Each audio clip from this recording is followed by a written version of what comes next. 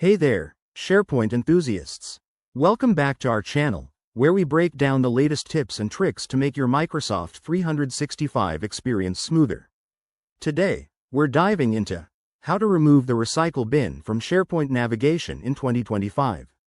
If you've ever found that recycle bin icon cluttering up your site navigation and making things look messy, this quick tutorial is for you. It's a simple change that can make your SharePoint sites feel more professional and streamlined.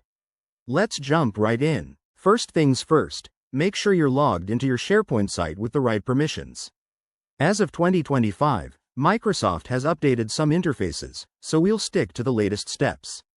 Start by navigating to your SharePoint site. Once you're there, click on the Settings gear icon in the top right corner. This is your gateway to customizing your site. Next, from the drop-down menu, select Site Settings. This will take you to a page with various options. Scroll down or use the search bar to find Look and Feel, and then click on Navigation. Here, you'll see a list of links currently in your site's navigation menu, including that pesky recycle bin. Now, to remove it, click Edit next to the navigation options. Locate the recycle bin entry. It might be under Global Navigation or Current Navigation. Simply select it and hit the Remove or Delete button. Don't worry, this won't delete your actual recycle bin contents, it just hides the link from view. After making your changes, scroll down and click OK or Save to apply them. Once that's done, head back to your site homepage and voila, the recycle bin should be gone from your navigation.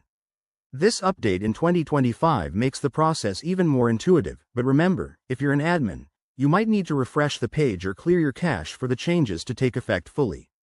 Why bother with this? A cleaner navigation improves user experience, reduces confusion, and helps your team focus on what's important. If you run into any issues, double-check your permissions or consult Microsoft's documentation for your specific SharePoint version.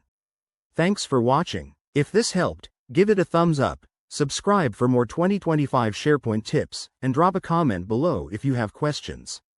See you in the next video.